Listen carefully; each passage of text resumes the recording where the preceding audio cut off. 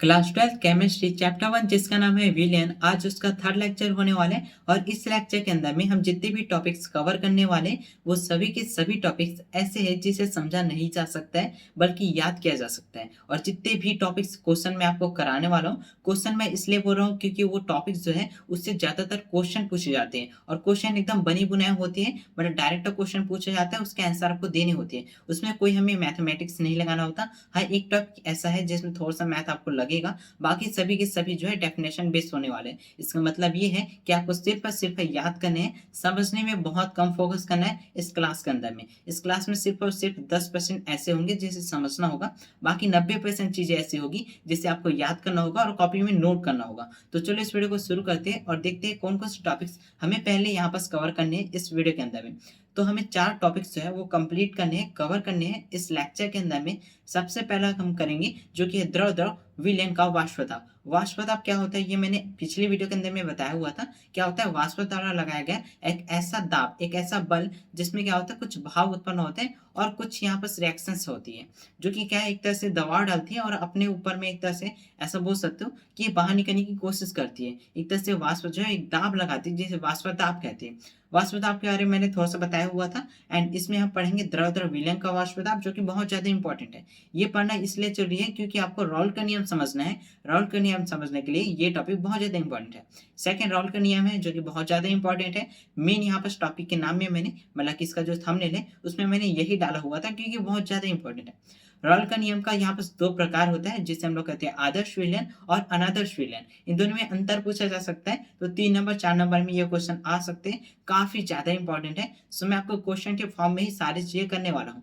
इसके बाद यहाँ पर देखा जाए अनादर्श विलयन है, उसके भी 2 प्रकार होते हैं, एक होता है धनात्मक विचलन, एक होता है ऋणात्मक विचलन। ये भी चीजें हम देखने वाले हैं, दोनों में अंतर भी देखने वाले हैं, ये क्या होता है। तो ये 4 टॉपिक्स हमें पढ़ने हैं इस लेक्चर के अंदर में। तो चलो देखते हैं पहला टॉपिक को। पहला टॉपिक है द्रव द्रव विलयन का वाष्प दाब। अब यहाँ पर सबको सिर्फ और सिर्फ क्या करना है, याद करना है और इसे रीड करना है। समझने वाली बात नहीं होने वाली क्योंकि इसमें मतलब समझाने वाली कोई बात ही नहीं है, ठीक है। बस आपको क्या करना है, ये जो भी लिखा है डिफिनेशन ये आपको रीड करने हैं, याद करने हैं और इसके बेस पे आपको 2 यहाँ पर क्या है सूत्र बनाने समझो। एक तरह से नॉर्मली सूत्र है जिसे हम यूज करेंगे राउल के नियम में। अब यहाँ पर देखो सबसे पहले मैं आपको बता दूं, ये जो है द्विअंगी विलयन होता है। द्विअंगी विलयन क्या होता है मैंने पहले नहीं बताया था क्योंकि ये उतना ज्यादा इंपॉर्टेंट नहीं था, बट यहाँ पर जिक्र हो चुका है। सो मैं आपको बता दूं विलयन जो होता है उसके घटक के आधार पर काफी भाग में बांटा जाता है, मतलब 4 भागों में बांटा जा सकता है। सबसे पहले एक अंगी, फिर द्विअंगी, फिर त्रिअंगी, फिर चतुर्थंगी। ऐसे और भी हो सकते हैं बट मेनली हमें 4 यहाँ पर पढ़ने हैं। अब ये अंगी क्या होता है, द्विअंगी, त्रिअंगी, चारंगी, ये क्या होता है इसका मतलब देखो, विलयन मैंने आपको बताया था विलयन क्या होता है। हम पहले क्या किया करते थे, मैंने आपको एग्जांपल बताया था कि मैं एक जार लेता हूँ, इसमें पानी डालता हूँ, मैं इसमें शक्कर डालता हूँ, नींबू डालता हूँ और उसके बाद इसे अच्छे से मिला के शरबत बनाता हूँ। शरबत जो बना है वो विलयन होता है, मैंने आपको ये बताया था। अब ध्यान से आप देखो इसके अंदर हमने क्या क्या चीजें मिलाई है। जो भी चीजें हम मिलाएंगे क्या वो एक घटक कहलाएगा? हाँ जी, वो एक घटक कहलाएगा। जैसे पानी डाला तो पानी एक घटक है, नींबू डाला वो घटक है, शक्कर डाला वो भी घटक है। तो यहाँ पर हमने कितने घटक मिलाए? 3 घटक मिलाए। तो 3 घटक से मिला हुआ जो विलयन है उसे हम लोग त्रिअंगी कहते हैं। वहीं अगर पानी और शक्कर डालेंगे 2 घटक मिलेगा तो इसे द्विअंगी कहेंगे। एक घटक में सिर्फ पानी डाल लेते हैं, द्वि घटक में हम पानी और शक्कर डाल लेते हैं, त्रिघटक में मान लीजिए पानी, नींबू और शक्कर डाल दिए, चतुअंगी में हम और कुछ चीजें डाल सकते हैं जो भी हो। मतलब ऐसे यहाँ पर काफी सारे घटक जो है वो मिला के हम यहाँ पर बनाते हैं विलयन को। तो ऐसे इसे बांटा गया है उसके घटक के आधार पर। तो ये चीज आप समझ गए। अब यहाँ पर द्विअंगी मतलब कि 2 चीजें मिली है। अब 2 चीजें कौन कौन सी, एक विलय है एक विलायक है, ठीक है। एक विलायक है एक विलय है, सिंपल सा। अब यहाँ पर हमें विलायक और विलय का सूत्र निकालना है तो आपको समझना होगा कि द्रव द्रव विलयन का वाष्प दाब क्या होता है। वो क्या होता है देखो, किसी वाष्पशील अवयव की आंशिक दाब किसी भी ताप पर शुद्ध अवयव के वाष्प दाब और विलयन में उसके मोल प्रभास के गुणनफल के बराबर होता है। सिंपल सा था, बस आपको ये याद करना है, समझने की ज्यादा कोशिश मत कीजिए क्योंकि उतना ज्यादा इंपॉर्टेंट नहीं है। हमें यहाँ पास काम आएगा ये नॉर्मल से सूत्र। ये आपको याद नहीं होता है फिर भी कोई टेंशन की बात नहीं है। बस आपको ये याद रखना है कि भाई ये दोनों सूत्र है ना वो इंपॉर्टेंट है और इनका यूज करेंगे रॉल के नियम में। सो सबसे पहले यहाँ पर से विलायक के लिए इस सिद्धांत से यहाँ पर हमें मिलता है पी। देखो सबसे पहली बात मैं आपको बता दूं, यहाँ पर जो पी ए है मैंने आपको पहले बताया था वाष्प दाब यहाँ पर पी होने वाला है, प्रेशर होने वाला है। तो पी ए जो है उसे हमने विलायक के लिए लिया। अब पी ए बराबर आपको याद करना है पी डॉट ए फिर डॉट में एक्स ए, यहाँ पास ऊपर में ओ को आप नॉट भी बोल सकते हो, पी नॉट ए बोल सकते हो, डॉट में एक्स ए है, उसके बाद पी बी है, फिर क्या है पी डॉट या नॉट बोल दो बी, उसके बाद एक्स बी है। तो सिंपल सा आपको ये है जो मोटा मोटा याद कर लेना है, बस इतने ही आपको ये चाहिए होंगे। अब ये चीजें याद होने के बाद अब हम मेन टॉपिक की ओर बढ़ेंगे। जो मेन टॉपिक क्या है, राउल का नियम है। राउल का नियम क्या बोलता है? राउल के नियम बोलता है जब किसी वाष्पशील द्रव का विलयन द्रव विलायक में बनाया जाता है तथा विलयन में दोनों अवयव वाष्पशील होते हैं तो विलयन का वाष्प दाब दोनों अवयवों के वाष्प दाब के योग के बराबर होता है। इसका मतलब क्या होता है? इसका मतलब ये है कि टोटल यहाँ पर जो वाष्प दाब होगा वो यहाँ पर विलायक और विलय के बराबर होगा, उसके योग के बराबर होगा। मतलब कि पीटी ले लेते हैं जो कि यहाँ पर टोटल होने वाला है, टोटल वाष्प दाब होने वाला है वो विलायक का और विलय का वाष्प दाब है उसके योग के बराबर होगा। हमने क्या किया यहाँ पर, हमने किया पीटी, उसके बाद हमने क्या किया बराबर में पी ए जो कि है विलायक का वाष्प दाब और फिर पी बी जो कि है विलय का वाष्प दाब, दोनों को ऐड कर दिए और पीटी टोटल वाष्प दाब हमें मिल गया। सिंपल था। अब यहाँ पर याद कीजिए मैंने आपको क्या बताया, दर्द विलय वाष्प दाब में मैंने बताया कि पी ए जो होता है उसका यहाँ पर बराबर हमने क्या लिया था, हमने लिखा था पी नॉट ए, उसके बाद एक्स ए हमने लिया था। वैसे ही पीबी के लिए हमने क्या लिया था, पीबी के लिए हमने लिया हुआ था p naught b dot x ए।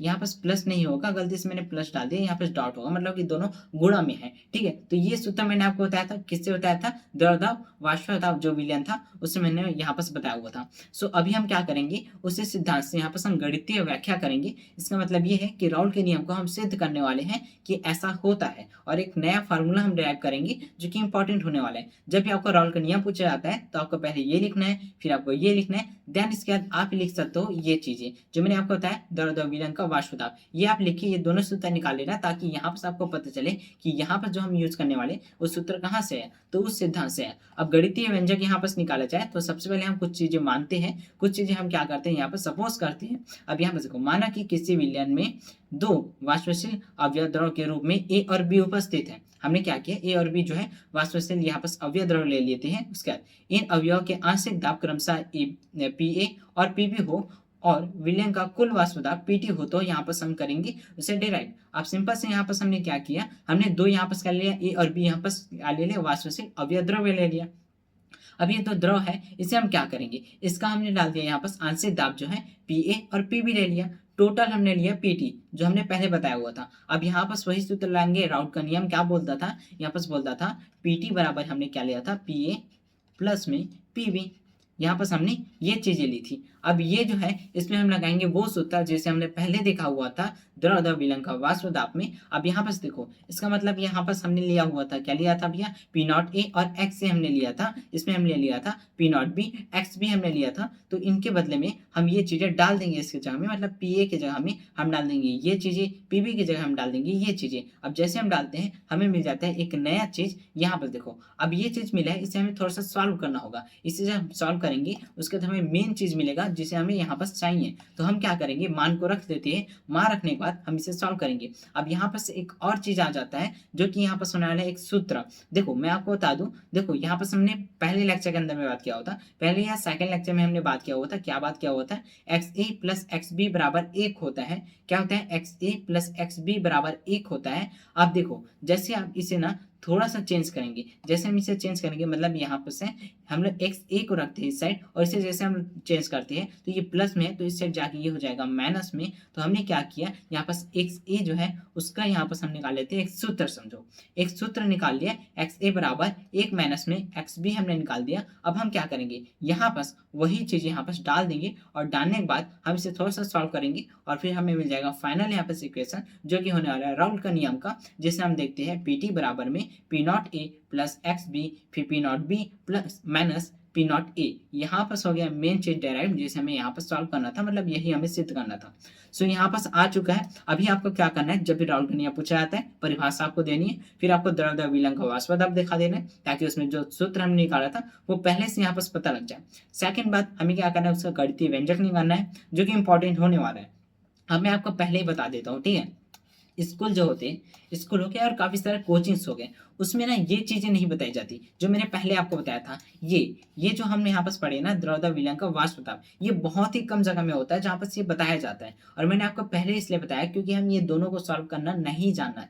मतलब कि यहाँ पर मैं आपको पहले बता दूं, इन दोनों को ना हम निकालते हैं इसी गणितीय व्यंजन में। अगर हम इसे निकालते हैं ना तो हमें 10 मिनट तो एक्स्ट्रा लग जाएंगे इसे बनाने में। और जो एकदम ट्रेंड हो जाता है, मतलब बार बार सॉल्व कर लेते हैं, तो 5 मिनट या 2 मिनट में यहाँ पर कर लेते हैं। बट फिर भी ज्यादा वक्त लगता है। हमने क्या किया, पहले ही से निकाल लिया। पहले हमने निकाल दिया तो क्या करेंगे, सिर्फ उसे सूत्र की तरह याद करेंगे और उसे यहाँ पर फिट कर लेंगे। उसे अलग से सिद्ध करने की, निकालने की कोशिश नहीं करनी है, डायरेक्ट आपको याद कर लेनी है। बहुत ही कम यहाँ पर समय टाइम लगेगा। और एग्जाम में ऐसा नहीं कि आप ऐसा लिखोगे तो नंबर कटेंगे, नहीं कटेंगे भाई, फुल मार्क्स मिलेंगे। आप चाहो तो उसे यहाँ पर निकाल सकते हो गणितीय व्यंजक के साथ ही साथ, लेकिन वो लंबा यहाँ पर डेरिवेशन जाएगा। ठीक है, तो जो भी बायो वाले उनसे थोड़ा सा यहाँ पर प्रॉब्लम आ सकता है क्योंकि उन्होंने मैथ जो है 2 साल हो चुके हैं छोड़े। सो मैंने सोचा क्यों ना यहाँ पर हम इसे डायरेक्ट सॉल्व कर लेते। और मैंने भी ये किया हुआ था, बहुत ज्यादा इजी होता है। सो आपको यही चीजें करनी है। पहले आपको यहाँ पर सूत्र निकाल लेना है जो मैंने आपको यहाँ पर बताया था द्रौद विलयन का वाष्प दाब से। फिर आपको रॉल का नियम जो है वो यहाँ पर प्रूव करना है। उसके बाद यहाँ पर कंप्लीट हो जाएगा रॉल का नियम। अब मैं आपको बता दूं, रॉल का जो नियम है उसके आधार पर विलयन जो है उसे 2 भाग में डिवाइड किया गया है, विभाजित किया गया है। 2 भाग कौन कौन से, सबसे पहला है आदर्श विलयन, दूसरा है अनादर्श विलयन। नाम आप देखो, एक है आदर्श, एक है अनादर्श। आदर्श किसे कहते हैं, आदर्श उसे कहते हैं जो किसी भी चीज का पालन करता है। कुछ ना कुछ हम नियम बनाते हैं, डिसिप्लिन होता है, तो जो भी डिसिप्लिन में रहता है, नियम को मानता है, उसे हम लोग आदर्श कहते हैं, आदर्शवादी कहते हैं।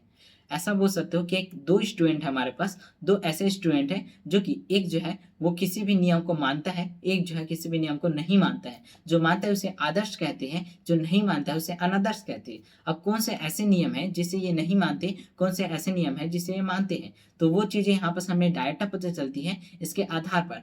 क्यों इसे बांटा गया है, राउल के नियम के आधार पर बांटा गया है। इसका मतलब ये है कि राउल का नियम जो होगा वो यहाँ पर मेन नियम होगा, वही एक सिद्धांत होगा जिसे 2 स्टूडेंट या तो मानेगा या तो नहीं मानेगा। जो मानेगा उसे हम लोग आदर्श विलयन कहेंगे, जो नहीं मानेगा उसे अनादर्श विलयन कहेंगे। अब इसकी परिभाषा देखते हैं और इन दोनों में अंतर देखते हैं जो कि काफी ज्यादा इंपॉर्टेंट है। मतलब ये पूछा जाता है, दोनों में अंतर पूछा जाता है। तो देखो, सबसे पहले मैंने आपको क्या बताया, आदर्श विलयन क्या होता है, जो राउल के नियम का पालन करता है वो आदर्श विलयन है, जो राउल के नियम का पालन नहीं करता है वो अनादर्श विलयन है। आप इतना भी लिख सकते हो, चाहो तो थोड़ा सा और लंबा लिखना चाहते हो तो आप लिख सकते हो, ताप एवं दाब की संपूर्ण पराश्र में राउल के नियम का पालन करते हैं कौन, आदर्श विलयन। अब अनादर्श विलयन जो है पालन नहीं करते हैं। नॉर्मल सी बात है, यहाँ पर नाम से ही पता चल जाता है। सेकंड आपको लिखना है एंथैल्पी, मतलब कि डेल्टा एच जो मैक्स है वो 0 होगा, लेकिन इसमें एंथैल्पी जो है वो 0 नहीं होगा। एंथैल्पी बराबर मतलब कि एंथैल्पी इक्वल नॉट यहाँ पर क्या हो जाएगा, 0। इसके बराबर में 0 नहीं होगा, लेकिन इसके बराबर में 0 होगा। इसके बाद यहाँ पर तीसरा देखा जाए तो आयतन आ जाता है। इसमें जो है आदर्श में आयतन 0 होगा, लेकिन आदर्श में यहाँ पर क्या हो जाएगा, 0 नहीं होगा, नॉट इक्वल होगा 0 के। इसके बाद अगला यहाँ पर देखा जाए तो वो है स्थिर व्यक्ति मिश्रण नहीं बनते हैं। इसमें क्या है, स्थिर क्वार्थी मिश्रण बनते हैं। इसका मतलब सिंपल सा है कि यहाँ पर नियम का पालन कर रहा है। इसका मतलब ये है कि हम कैसे भी करके इसे मिश्रण करके अच्छे से यहाँ पर बना सकते हैं विलयन, लेकिन इसे बनाने में थोड़ा सा दिक्कत जाएगा, राउल का नियम पालन नहीं करता इसलिए। तो ये 4 यहाँ पर अंतर मैंने आपको बताया जो कि आपको लिखने होंगे। बहुत ज़्यादा इजी है, बस आपको बार बार इसे रिवाइज करना है, पढ़ना है, फिर आपको याद हो जाएगा। इसके अलावा भी यार कुछ याद कर सकते हो जो भी आपको सही लगते हैं, आप कहीं से भी फाइंड कर सकते हो जहाँ से आपको सही लगे, ईजी लगे। इसके बाद यहाँ पर देखा जाए अनादर्श विलयन के बारे में। देखो, अनादर्श विलयन है, उसके आकार पर भी हम क्या करेंगे है ना, उसे ना विभाजित करेंगे। उसे विभाजित करने से हमें पता चलता है, एक होता है धनात्मक, एक होता है ऋणात्मक। नाम से पता चल रहा है एक धनात्मक है, मतलब कि एक तरह से पॉजिटिव है, एक है निगेटिव होने वाला है।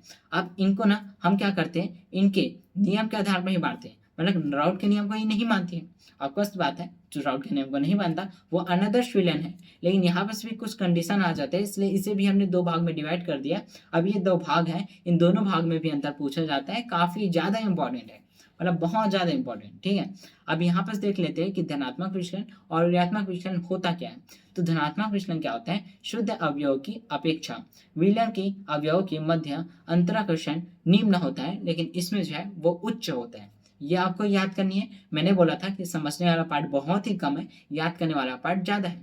सो आपको याद करने में फोकस करना है, नोट करने में फोकस करना है। अगला आपको सेकंड अंतर में याद रखना है, इन विलयनों के आंशिक वाष्प दाबों के मान राउल्ट नियम द्वारा परिकलित मान से अधिक होता है। इसका मतलब ये है राउल्ट के नियम से हम जितने भी मान निकालते हैं उससे अधिक यहाँ पर मान निकलता है इसमें, इसलिए ये जो है क्या है, नियमों को पालन नहीं करता। इसका मतलब ये है राउल्ट के नियम क्या बोलते हैं, मान लीजिए राउल्ट का नियम यहाँ पर 100 कुछ यहाँ पर वैल्यू ले लेता है, इससे ज़्यादा नहीं बना सकते, इससे कम नहीं बना सकते। उसने बोला ये नियम है, लेकिन ये क्या करेगा, ये जो है उसके नियम को तोड़ेगा, या तो 100 से ज़्यादा बनाएगा या तो 100 से नीचे बनाएगा। जो 100 से ज़्यादा बना रहा है उसे हम लोग कहेंगे धनात्मक विचलन, जो 100 से कम बना रहा है उसे हम लोग कहेंगे ऋणात्मक विचलन। अब यहाँ पर 100 नहीं आएगा, एग्जाम्पल के लिए मैंने आपको बताया ताकि आप समझ सके।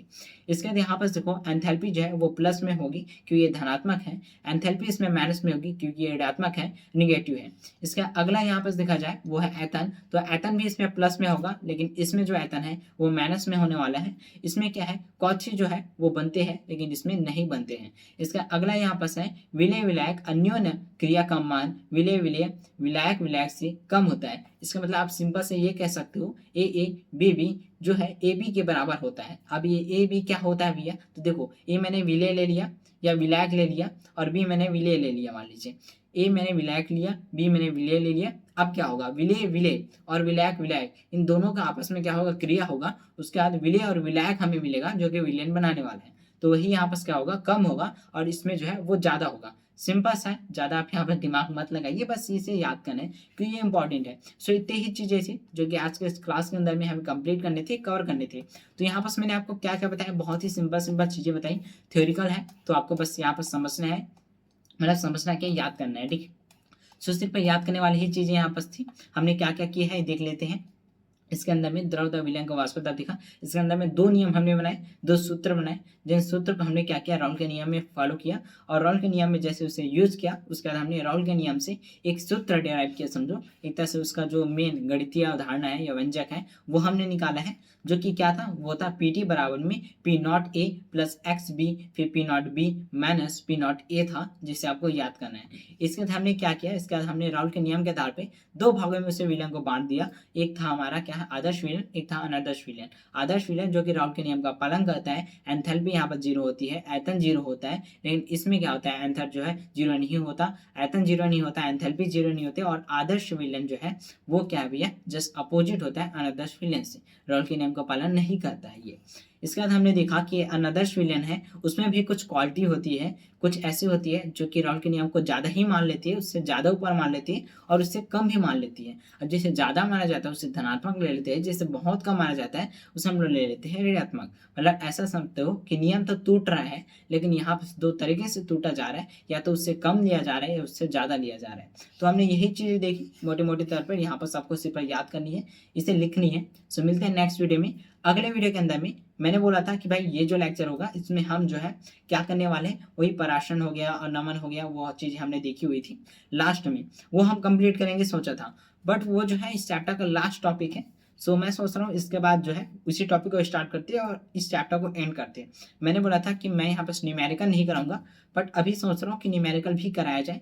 बस मैं आपको ज़्यादा समझाऊंगा नहीं, वो चीज़ें मैं नोट से सुनाऊंगा और वो चीज़ें आपको मैं रीड करके बताऊंगा और कुछ चीज़ें मैं आपको समझा दूंगा जो कि आगे काम आने वाली है। बाकी यहाँ पर चैप्टर बहुत ही ज़्यादा छोटा है, एक या दो लेक्चर और आने वाले हैं, फिर ये जो चैप्टर है वो कंप्लीट हो जाएगा। बहुत ही कम टाइम में हमने चैप्टर कंप्लीट कर लिया, बस आपको रिवाइज करना है। हाँ लेट में यहाँ पर लेक्चर आ रहा है, रीजन आपको पता है, मैंने पहले ही बताया हुआ था। सो मिलते हैं नेक्स्ट वीडियो में, तब तक आप सारी चीज़ें रिवाइज कीजिए, अच्छे से पढ़ाई करते रहिए।